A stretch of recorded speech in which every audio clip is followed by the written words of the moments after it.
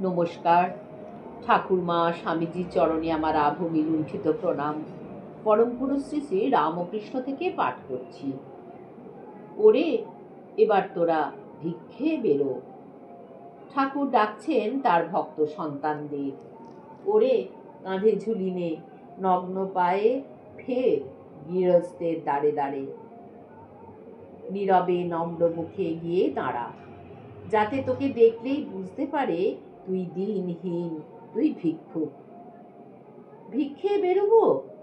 হ্যাঁ, অভিমান নাশ করতে হবে, নির্মূল করতে হবে, নত হতে হবে প্রত্যেকের সামনে। পায়ের নিচের মাটির ঠেলার মতো অহংকারকে ধুলো করে দিতে হবে।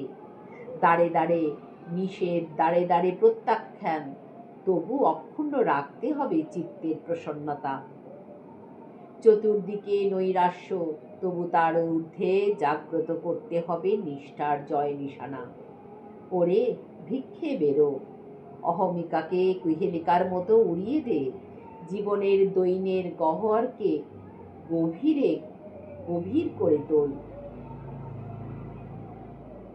জীবনের দৈন্যের গহ্বরকে গভীর করে তোল। ভিক্ষার সুধায় ভরে তোল সেই বিরহ পাত্র। সবচেয়ে সহজ কে? সবচেয়ে সহজ ঈশ্বর। দুঃখ কি? দুঃখ অসন্তোষ। সুখ কি? আত্মবোধের যে শান্তি। শত্রু কে? গুরুবাক্যে সংশয়। প্রেয়সীকে? দিনে করুণা ও সজ্জনে মৈত্রী। শোভা কি? নিষ্প্রিয়তা। তৃপ্তি কি? সর্বসঙ্গ বিরতি। কামধনু কি? অনঘা শ্রদ্ধা। বলরামের সঙ্গে রাখাল বৃন্দাবনে গিয়েছে। শরীর টিকছে না কলকাতায়। যদি বৃন্দাবনে গিয়ে ভালো হয়, আনন্দে থাকে তাই। ওমা, সেই বৃন্দাবনে গিয়ে রাখালের ফের অসুখ করেছে। কি হবে?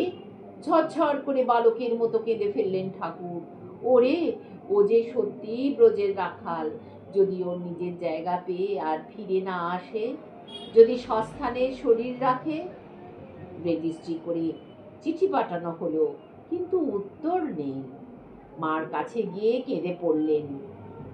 পরিত্রাণ পরায়ণা ভক্তাভীষ্টকারী বিশ্বেশ্বরীর কাছে, মা আমার রাখালকে ফিরিয়ে দে মা। ও আমার গোপাল, ও আমার নিত্য সঙ্গী, আমার হাড়ের হাড়, আমার নয়নের নয়ন। রাখালের চিঠি এসেছে। লিখেছে মাস্টারকে।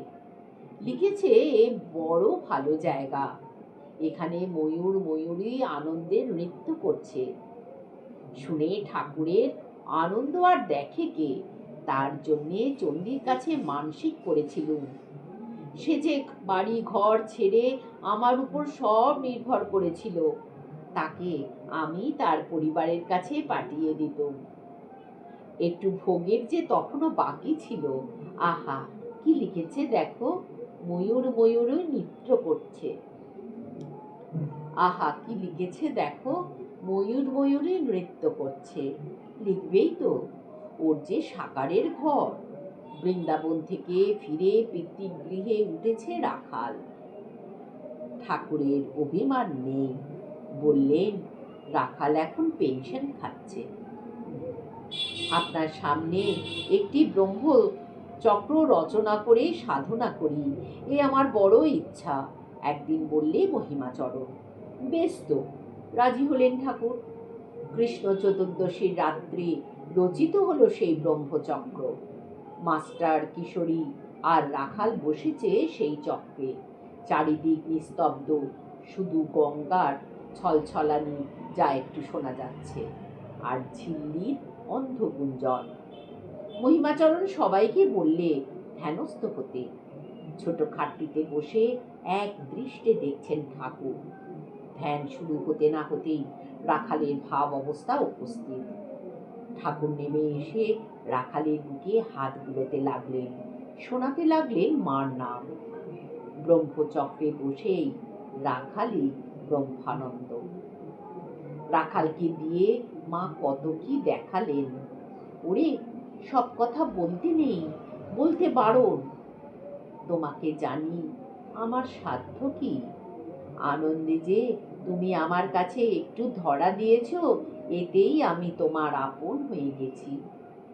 আমার শরীরে এই যে বহমানা প্রাণধারা, এ তো তোমারই নাম জপমালা। ওম নিরঞ্জনম নিত্যামনন্তরূপম ভক্তানুকম্পাধৃত বিগ্রহম বৈ ঈশাবতারম পরমেশমিদ্যম ত্বং রামকৃষ্ণম শিরসা নমামো। ওম শান্তি শান্তি শান্তি। হরি ওম তৎসৎ। শ্রীরামকৃষ্ণার্পণমস্তু।